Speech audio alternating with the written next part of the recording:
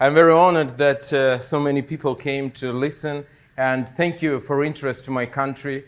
Thank you for coming, and it is very important for me to explain and to address to American public, and especially in universities, and especially in so honored university as Dартмут College, about what's going on in our country and why does it matter.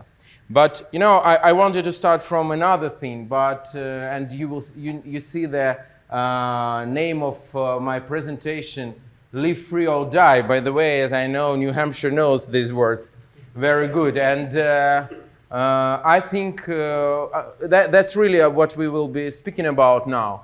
But I think it is important, and we just met with one of your professors here in the Pine, and he said that he thinks it's important to American people to understand a little bit how life in Ukraine today looks like. And I decided that he's right. And I want to start by, not by the presentation itself, but quite differently with several seconds, but you will understand it. But before I will do it, I just want you to remind, how did you wake up this morning? Just for a second. How was it this morning? Maybe yesterday was a party, I don't know, maybe something else. It could be. But then the morning you woke up. And I want to show you how millions of Ukrainians woke up more than 300 days.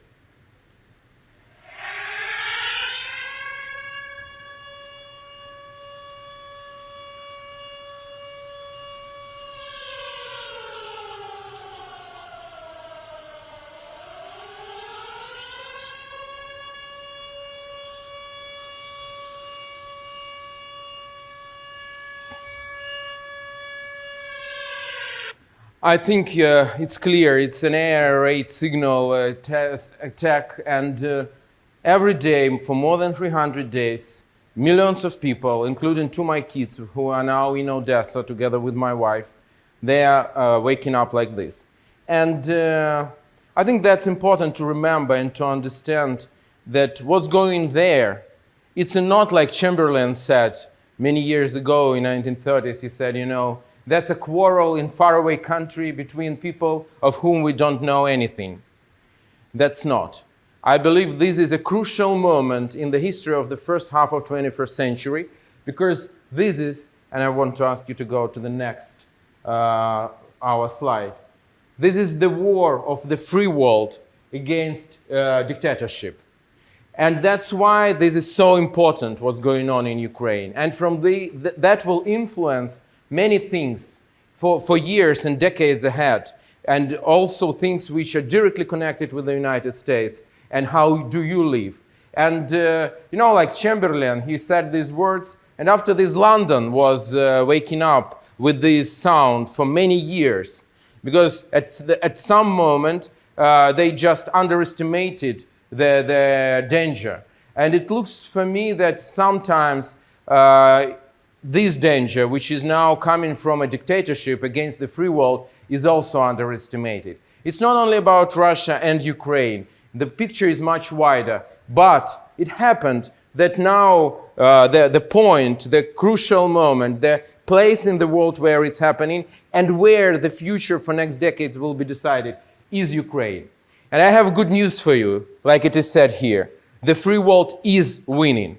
That is very important because like in introduction, you heard, and maybe you remember the first days of Russian invasion, many said that Ukraine would fail, that it will take just days for Russians to take Ukraine, Kiev, and the whole our country, but not. It happened absolutely other way.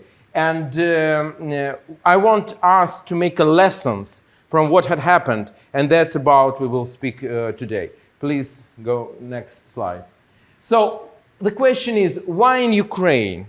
Why this has happened in Ukraine, and this war between dictatorship and free world so awfully, so terribly is happening in our country.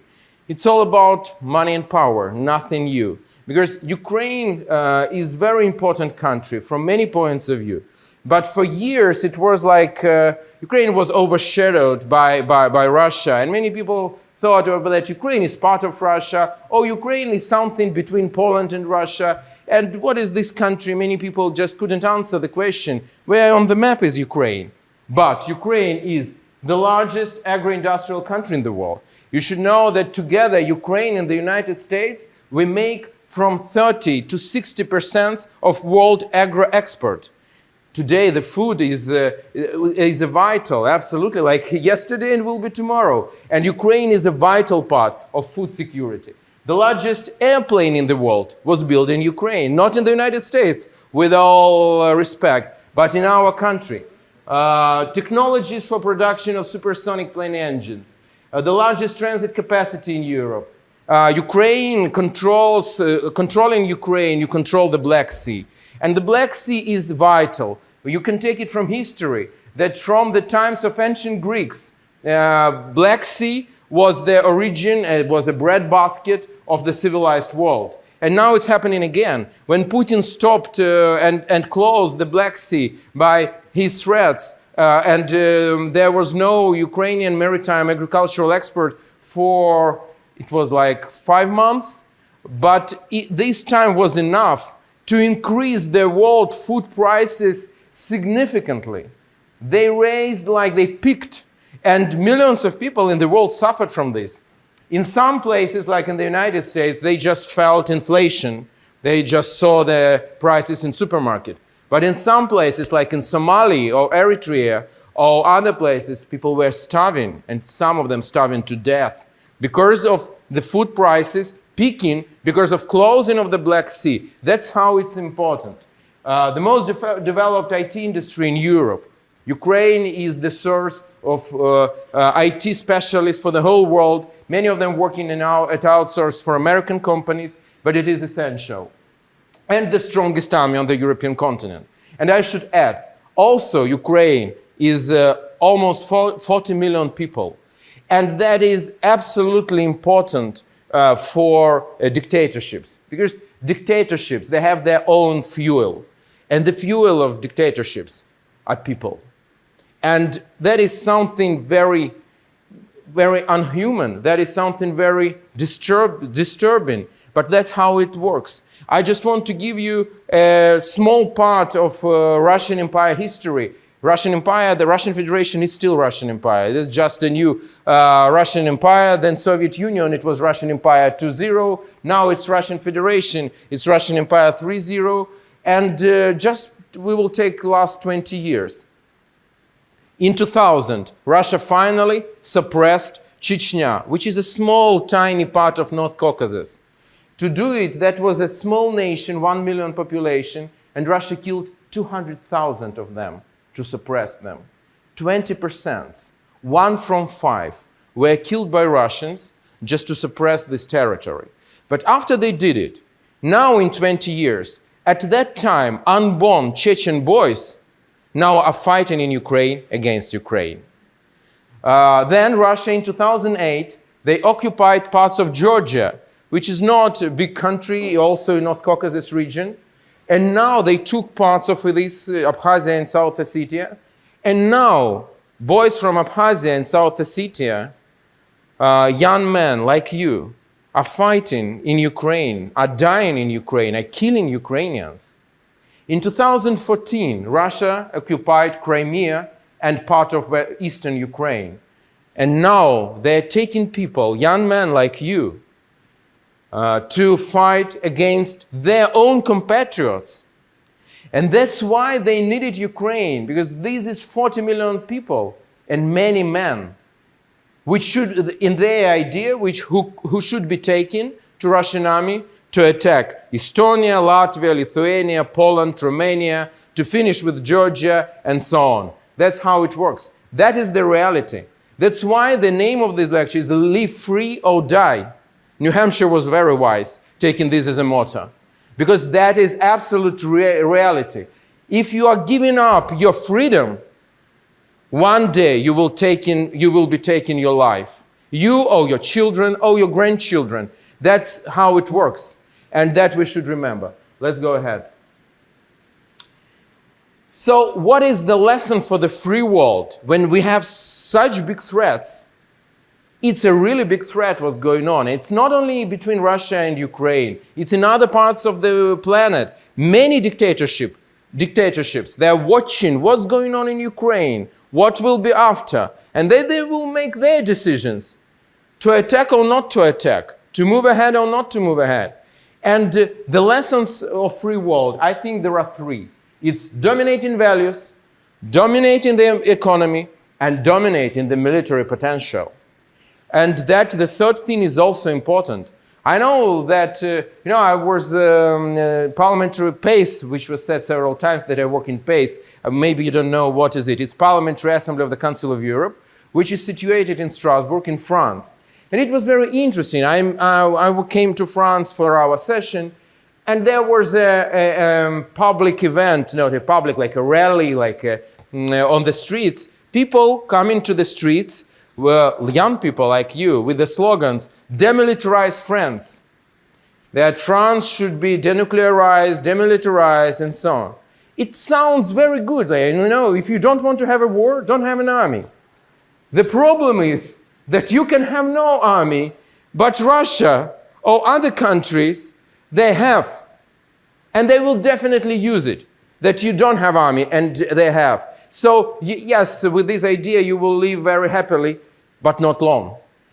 So that's something we should remember. Military potential is essential. Let's go ahead. Values.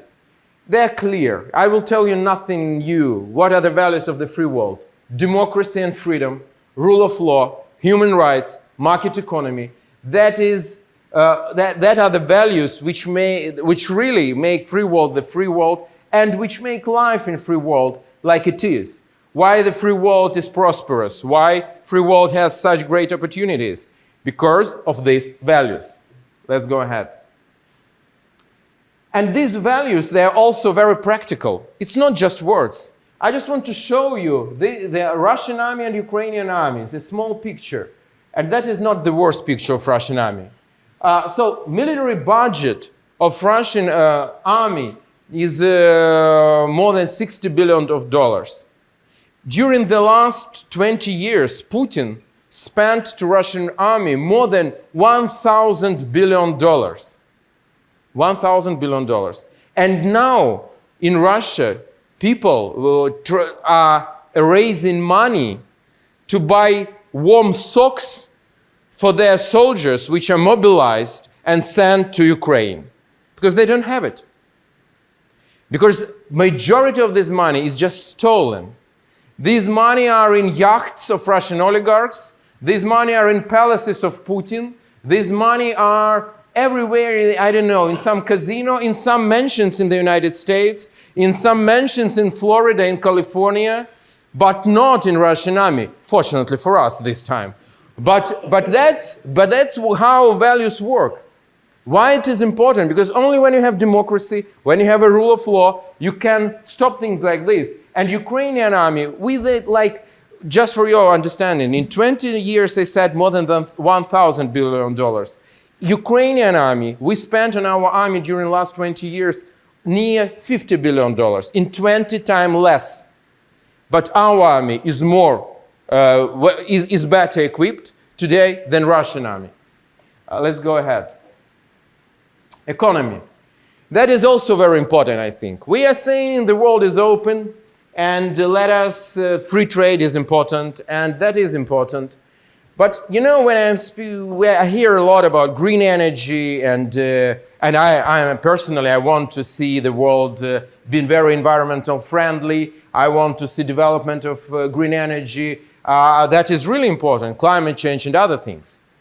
But I think we forget one of the points, what is a clean energy.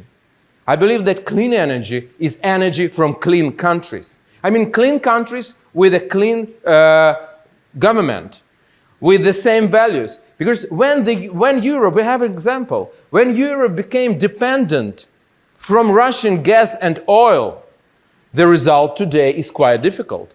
Germany, France, many other countries, they are suffering because they became so dependent from Russian energy sources, from Russian energy resources, from Russian fossil fuel, that today it's very difficult for them to survive. And that is one of the lessons we should remember. You can't count on the resources from dictatorships because for them, everything is weaponry.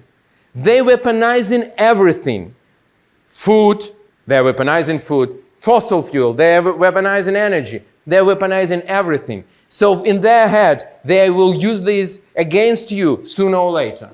Next, we have the same experience in our country. There is country Belarus to the north of Ukraine, and now it is occupied by Russia in reality. And we were dependent from Belarus oil. And that is the lesson for all of us. I don't think that we did all right. I was one of those in Ukraine telling that we can't tolerate dictatorship. In Belarus there was dictatorship, and it is, but now they are in reality occupied.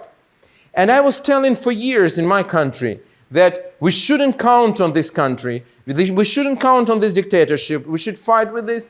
But I was said, oh no, this is a very good source for us to receive oil and oil products.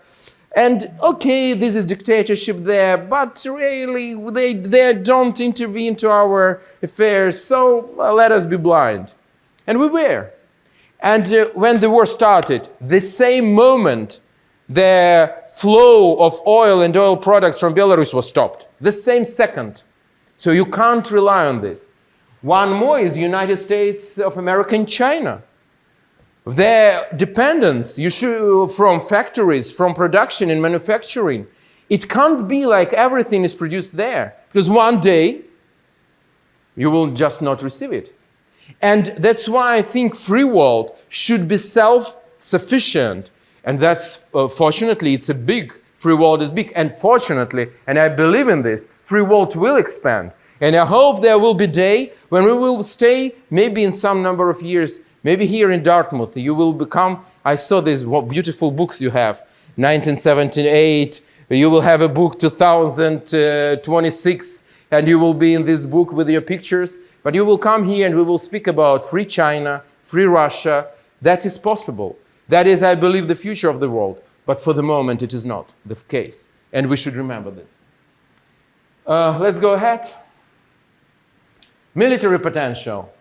It is really important. And I just want to give you one example. And United States of America can be proud of its weaponry and of its military potential. We received from the United States, I took two types of weaponry. HIMARSes, and its multiple launch rocket systems, and javelins. Javelins is anti-tank missile, man-handed. So they are both were developed in 1990s. And with this, we stopped Russian army. That was enough. Just imagine what we will do when we will finally receive planes from the United States, at least F-16, because that is a powerful weaponry we need. One more question I was asked in American media by American people. Why should we spend our money, American money, money of American taxpayers, to some faraway country? Why we should send to you these billions of dollars? We have a lot of problems here, and we will have what to do. That's why I think that it is very important to answer this question. And I want to tell you that I really believe, and I have evidences of this, that investment in Ukrainian army is the best investment in the United States history, or probably one of the best. Because by spending 3% of your military budget to Ukraine, we destroyed at least 50% of military capacity of your second biggest rival after China. 50%. And without losing no one American life. I think this is great investment. That is really great investment. And that's why we need to continue and to finish this, because it's so important for everybody, for all of us. Also, one more number for you. There was a poll recently asking American people, what is the biggest problem in the United States? What should we care about? And 35% told that is American economy. And then a number of other things, and 3% said, again 3% by the way, that it is war in Ukraine. But I want to explain you why, in reality, American economy is dependent from the war in Ukraine. Because if you will take United States trade, even taking on the level of all states, including New Hampshire, who is the biggest trade partner of the United States of America? It's Europe. And even in all states except, I think, of Iowa, all other 49 states, they are the number one trade partner is Europe. And what is the purpose of Putin and Russia? Is to disrupt Europe at all. He is not going to stop in Ukraine. He started Georgia, Moldova, and he wants to go ahead and ahead. It means if he wouldn't be stopped, millions of jobs of Americans, they will be under threat. Because Europe, as the biggest partner, as the biggest market for the American economy, just will be finished. Let's go ahead. That is one example of Ukrainian technologies, I can say. It's interesting that our country, in time of war, we are the first to make the sea drones which attacked and destroyed part of Russian fleet inside of their base. That's interesting. I think it shows the potential of our country and potential of free people. Let's move ahead. The main goal, I just want us to understand that now we live in the world where free world coexists with dictatorships. It will not be like this for very long. One of the forces will win. One of the forces will prevail. Because tyrants, they can't live normal life.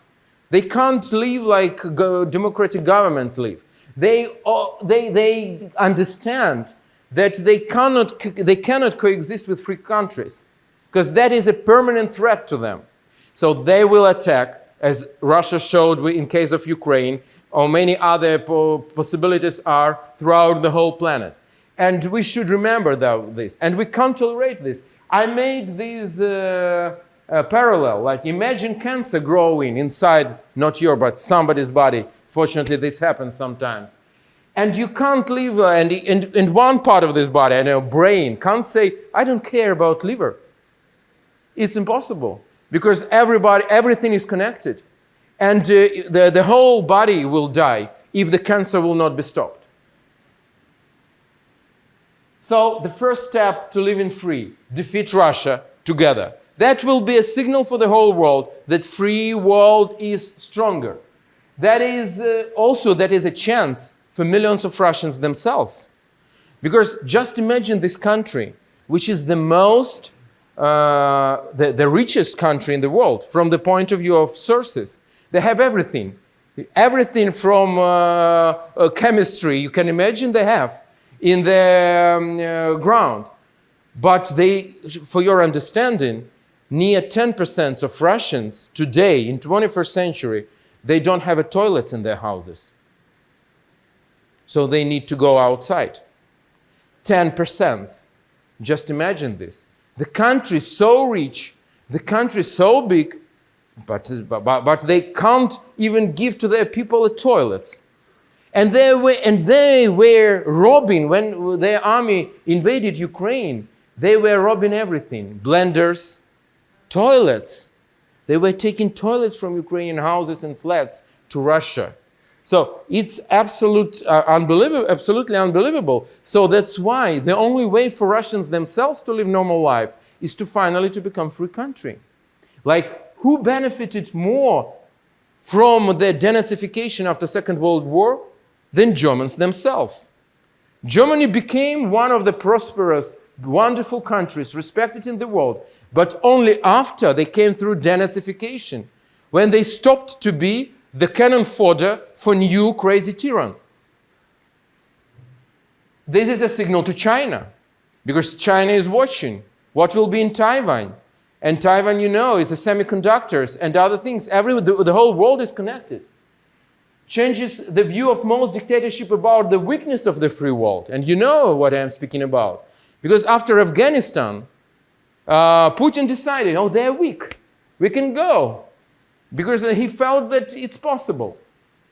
Shows an attractiveness of our model of development to other people, to other nations, because they will clearly understand this is the system which works. These are the values which work. And that will be a very strong signal. And definitely that is something to prevent the world war. Because Putin is not going to stop. And those who are telling you, now there are a lot of discussions and about, there should be some peace. Maybe Ukraine should give some of its territories to Russia. Okay, maybe. I just want to explain you can't, if you have in the community maniac, you can't say, okay, let's give one woman to him. And okay, it happens. No, because in 1 month, he will want the second, then the third, then the fourth. It's hunger in their head. They can't stop. And tyrants absolutely are the same. This is a geopolitical maniacs. And you can't stop them just by giving them something, no. To do this, we need, as I told you, it's important for us to win today. And before in this presentation, when I was coming to you, there was also said tanks. Now finally there is a decision of the US government to give us tanks. Another story that we will receive them maybe in the end of the year. So it's not so good how it sounds, but still it is an important decision and we are very thankful for it. But still we are waiting for some other weaponry. It is most of all we need, it's aircraft and long-range missiles. They're called ATACMS.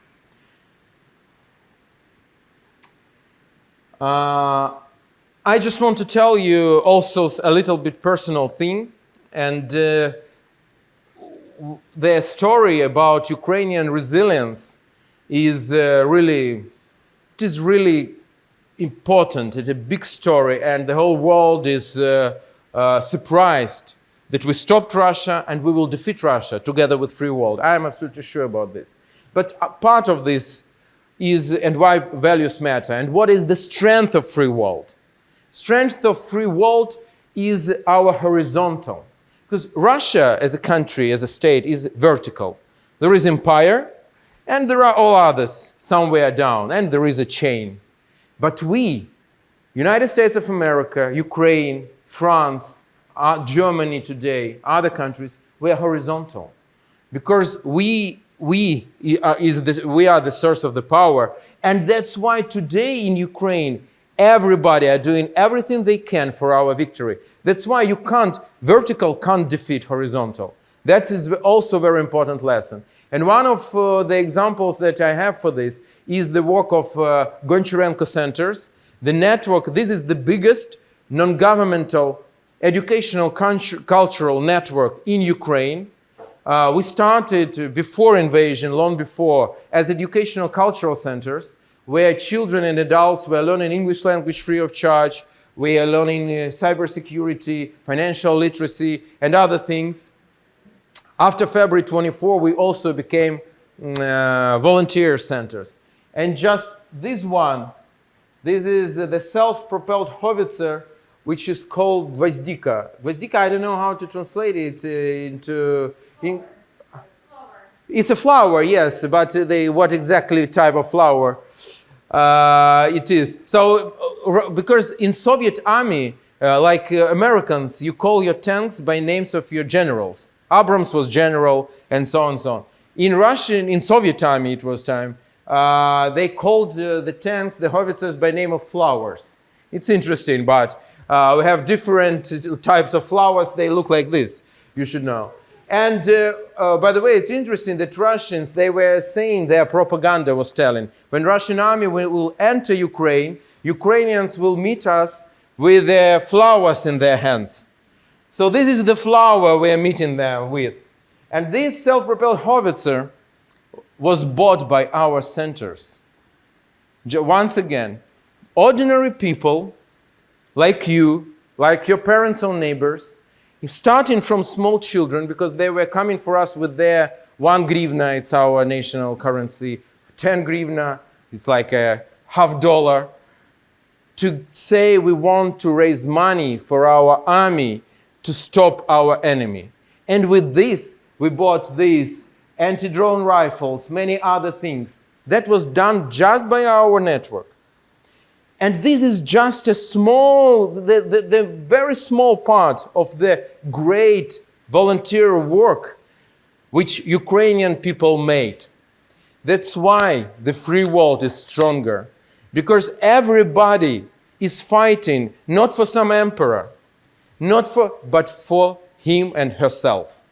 We know definitely what we are fighting for. We are fighting for our country, for our houses, for our children, because we want them to be free, because we want our country to be free, and we don't want for our country, the future, as I told you, to be a cannon fodder for next tyrant. That's why we are stronger. That's why we will definitely win. Thank you very much.